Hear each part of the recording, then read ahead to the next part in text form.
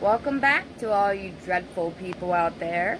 I just wanted to start off today by thanking all of those that have decided to support me throughout this journey and to take the time to watch, or should I say listen to my videos, and for coming back and hearing some more of it.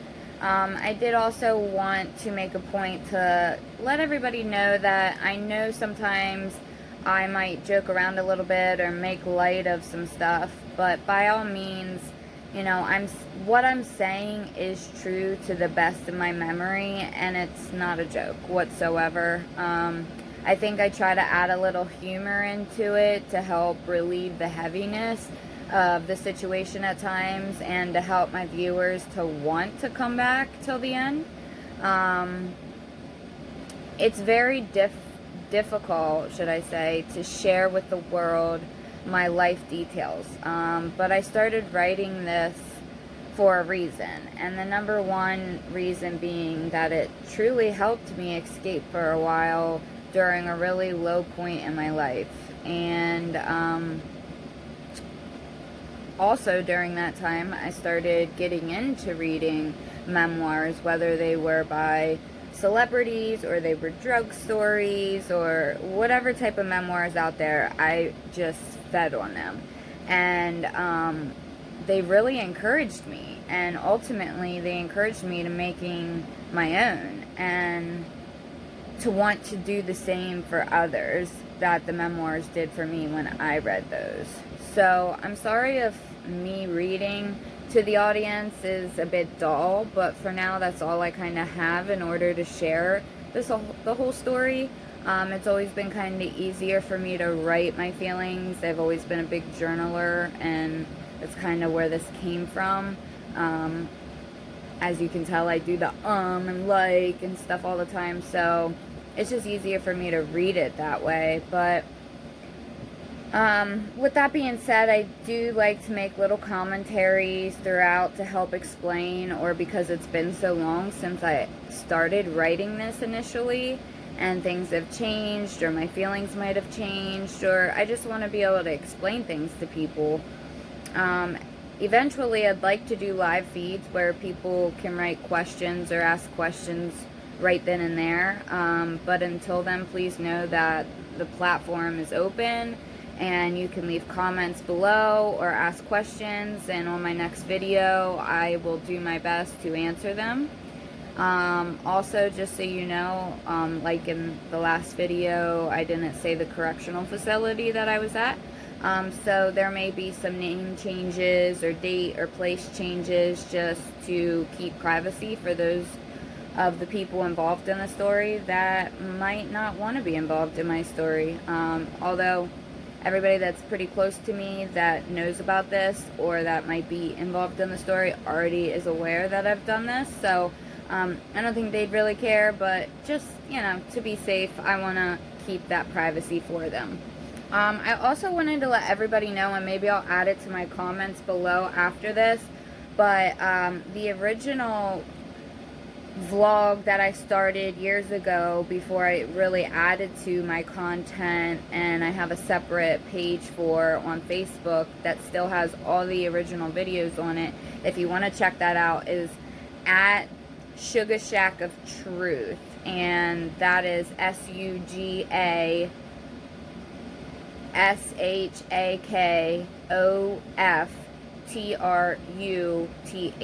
So if you want to check that out and like or follow me on there, leave me a review. You can also follow me on Instagram, where I've been posting some of these videos as well, and that's at Hippie Hannah, HANNAH 29. Alright, so I just wanted to get all that out there, get it all said and done before I got started today. I don't know how often I'm going to be making the videos, and I don't know how long to make the videos, because I really want to interact with the viewers, and I want to have you keep coming back. I don't want to make people bored easily, and before I used to make my videos pretty long, but I would also be doing them live, so I'd have people asking me questions throughout, or I do a lot of commentary. So I'm going to try to stick to like a minimum and that might make it where there's ultimately a lot more videos, especially because I have a lot more content now. You'll probably find that if you look at my Facebook page and watch some of those videos, a lot of what you're hearing is going to be the same, but if you listen long enough, a lot of it has been added to. There's so much stuff that I remember as I go, or even just right now reading it to you all, like, I remember things. It's so hard to remember everything at once, and it's insane how much stuff that, like, I forget to add in there that would seem to be important, you'd think, but, like, for some reason you just forget all about it. So there might be some repetitive stuff if you look into my other pages, but you'll see the differences. So anyways, my last video I left off with my first entry or first chapter, and said now it's really the beginning, and that's how I have it titled. I am going back and forth between the computer, and I started printing out my book as well, so I just can't remember which is most updated, so I apologize for that. If I get a little mixed up, just bear with me. So I'm going to go ahead and get right into it, and this is called The Beginning. So some may say my parents' style was too laid back, absentee parenting, or not enough discipline. Terms I had never considered calling my parents' approach to us kids until I was talking to one of the psychologists in the county jail for the first time, and that's how he described them. I can't say that I fully agreed with that term, but I also couldn't deny it either. I suppose I found at a very young age that my folks weren't quite like the rest I'd ever met. Who's to say anything is wrong with their particular way? Don't get me wrong, I believe I was raised right. We were brought up to have manners, respect our elders, courtesy, religion, discipline, and knowing right from wrong. We had chores to do after school like laundry, vacuuming, dishes, etc. We were taught to never talk back or disrespect our parents, although that happened.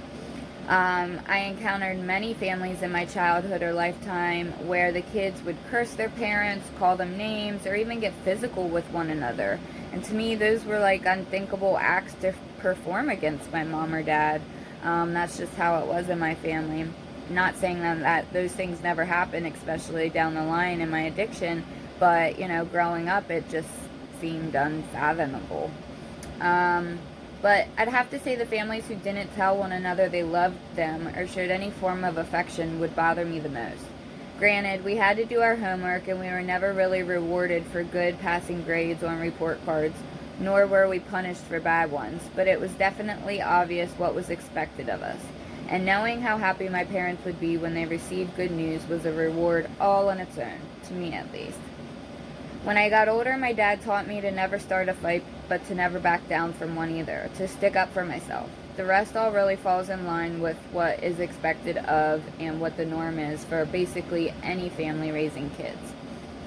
Personal hygiene was a given. We were never the dirty or stinky kids. We took care of ourselves and tried to keep a healthy diet, and had about an even amount of TV or video games versus playing outside or sports and or using our imagination.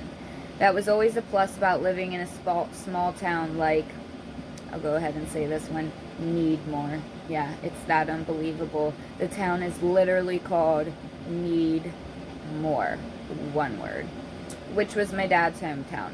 We had all the privacy and land we could ask for, but with all that being said, the only real difference between my family and yours would have to be the fact that my folks were potheads, stoners.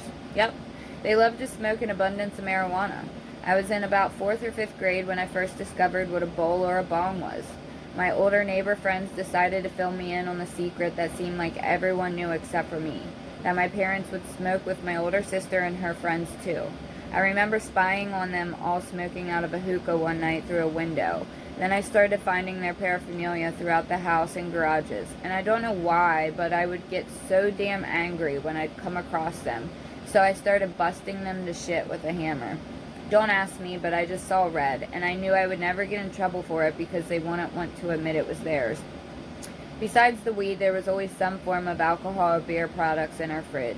You can literally watch home videos of me sipping some off the top of a beer can as a baby. My mom was never a big drinker, more of a social drinker or for special occasions, and hardly in excess when she did. From as far back as I can remember, my uncle has always had a beer or alcoholic drink in his hand all day long. I rarely ever saw him drink anything besides coffee in the morning. Due to his drinking for such long periods of time, he would become obliterated by the evening. Probably the first person I knew or noticed with a real drinking problem. Stumbling, violent, mean, and passing out all the time. When it comes to my dad's drinking, I feel like it's kind of remained the same most of my life. Usually through the week, he wouldn't start until the evenings after home from work, and he would be smart about it, never driving anywhere or going out. Of course, over the years, that has changed as well as the amount he drinks, the way he acts, what he drinks, and the problem his drinking has caused the family. When I got older, I began noticing my parents' weed and alcohol problems were becoming an issue for our family as well. Here we were struggling to pay our bills month to month and worrying about what to do once our electric gets shut off or how we were going to eat all week long without going to the grocery store again. Yet they were sure able to find a way to pay for or bring home their slices of heaven. It's amazing to me to think about all the little things that make sense now once you have knowledge of what went on behind closed doors. They both could be assholes if they didn't have their share of hit in the bowl or a bottle. I guess because of this, it caused financial distress. For my dad to lose power at the house, it was like an adventure and exciting. But to my mother and us girls, we didn't know how to act without running water, wondering where we could shower before school and what not was so embarrassing. I mean, I can't say that I blame my dad growing up in the same house he was raised in, which had over 100 acres of land. He was a country boy through and through. Mom, on the other hand, though, originating from the city of Baltimore, Maryland, and a city that she just couldn't deal with it, the constant uncertainty of how we were going to get through the next month, the nonstop financial hardships, and honestly, just the general area we lived in. Like the name I've expressed, need more, it literally needs more. There is absolutely nothing there to do and no opportunities to be had. It's like a black hole that sucks you in. Once there, damn near impossible to get out of. I realize now how often you hear that about small towns, and I guess I always knew it to an extent, but I never seen the extremity of it all like my mom did until I got older or sober. Now looking back, there's nothing more I want than to take back so much that's happened or to encourage my mom to get away. Not in any way because I don't love my dad or want them to be together, but because I feel like she deserves more. Really, they all do. With that being said, I think the mixture of it all slowly became too much for Mom to handle, thus bringing my parents' bickering and separations on and off again. I'm not exactly sure why or how it happened, but when my parents fought with one another, I always felt this obligation to be a mediator, which no child should have to worry with. Always feeling stuck in the middle and forever hating to see them not getting along, which usually ended in them giving each other the silent treatment, which could be worse than the arguing at times. This is maybe what began to instill my fixer personality, feeling the need to always repair things between them and my continuing drive to help anyone I came across in my life from here on out. Needless to say, my siblings and I learned fairly early on not to ask or expect much. At times I remember feeling like a kid just wanting to be my age, a teenager or whatever, and not have to worry about all the adult troubles, and really getting angry when I'd want to try out for cheerleading or buy a yearbook and I couldn't afford it. But then I was reasonable at times, trying to be understanding and knowing we needed money for more important things. So on that note, I just, like I said, this started being written, now 4 years ago. And, I had been away from them already for 2 years. So I had a lot of resentment build up, but I also want to be honest in the telling of my story. And in no way am I saying these things to be hurtful towards anybody in my family. Anybody that knows me knows that I am a very family-oriented person. I absolutely adore my family. I hate that I'm far away from them now. I hate that I hardly get to see them. My mom is actually like my best friend. I know that might be sad, but it's true. Me and my dad have a great connection, better than we've probably ever had my entire life. Me and my siblings are pretty close. Um, but in order for me to tell my story truthfully, some hurtful things are going to be said. And I'm not saying that my parents were horrible parents in any way. I'm just telling the truth about their parenting. And it is the truth. Um, it wasn't the worst childhood. There was never anything of real significance in my childhood that could say, okay, well, that was traumatic and that's why she started using drugs or anything like that, because that's not the case. I wasn't beaten. Nothing traumatic really happened until middle school. And yeah, we didn't have much money, but we got by. And, they worked really hard. I am not denying that. My dad is a very hard worker. He has been my entire life.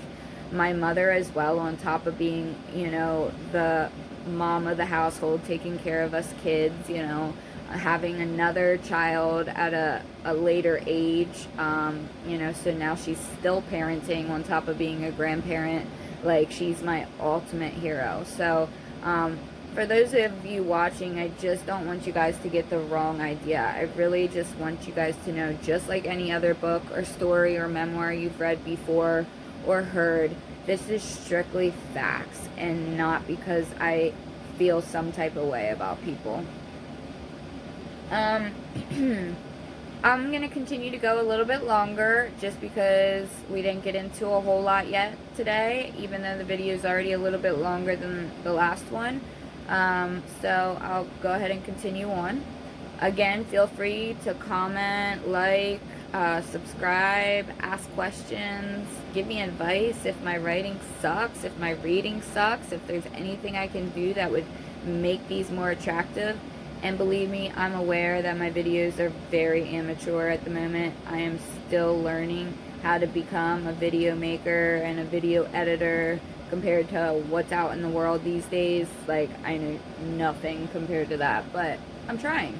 And ultimately, my goal is just to get this story out there and, have people really listen to it. And, one of my biggest goals is to publish it someday. And even if it doesn't become like a #1 bestseller, which I don't expect, I don't have the money to advertise and publish it like that, but I would love to be able to get it at least into like all the women's prisons in PA, or all the women's prisons period, so they have something to read while they're in there, because I know so many of them read, and I know how much reading helped me throughout my journey while I was incarcerated, especially memoirs. It gives you inspiration, it gives you hope, it really encourages you, and that's ultimately what I really want to do. So, to switch things up a bit, to tell you a little bit about my siblings, I have 2 sisters and 1 brother, which their names are in here, but I'm not going to say. My older sister is 7 years older than me, and my younger one is 4 years younger. And most surprisingly was our little brother, which I had kind of mentioned, who is 16 years younger. With the age differences between us all, you can assume that growing up, none of us were exactly close, in the sense that you'd think. Especially sisters would be. When it comes to my older sister, she, by the time I was starting high school, had dropped out and got her GED at age 17. High school is when you could really use an older sister, but then again, she had always tried to use her age difference as a superiority thing between us. So in her eyes, she was older and wiser and knew everything. She had this tendency of trying to act like a mother to me instead of my much needed, cool, or big sister. I forever had this feeling of judgment from her, always being so cynical of me and everyone in my life. I mean, there was a point in our lives where we did get a bit closer. Once I was old enough to go out to the bars with her. We had our time going out and drinking, partying, and meeting guys together when we go see all these local bands.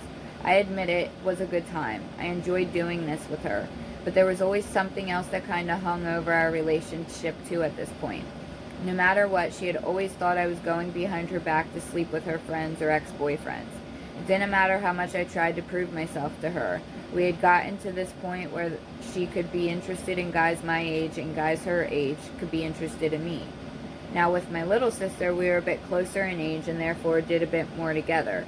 Once I got to a certain age, I was always trying to be more taken seriously by the adults or not perceived as a child, always wanting to be older than what I was at that point in time, which ended up making things like this. When I wanted or needed a cooler older sister like all my friends had, it was too late, and sort of worked vice versa for my little sister and my relationship. Granted, we spent some years of high school together and went through a lot, but no matter how hard I tried to be there for her, I had already started drifting away, whether I knew it or not. I know deep down in my heart that I did try at different periods in our lives to try and make sure we had a tight-knit sisterly connection, since I had never really had that with anyone. I tried to be there for her always and teach her different things, like dancing and sharing commonalities. Needless to say, though, I ended up being a less than worthy role model for her. I do have to state right now, I don't know what it is about this girl that makes me feel such an obligation to, more so than anybody else in my crazy family. But this will always be one of my biggest regrets for the rest of my life. I wasn't there when she needed me, and when I was doing all the wrong things, being naive, thinking she was young, and had no idea what was going on.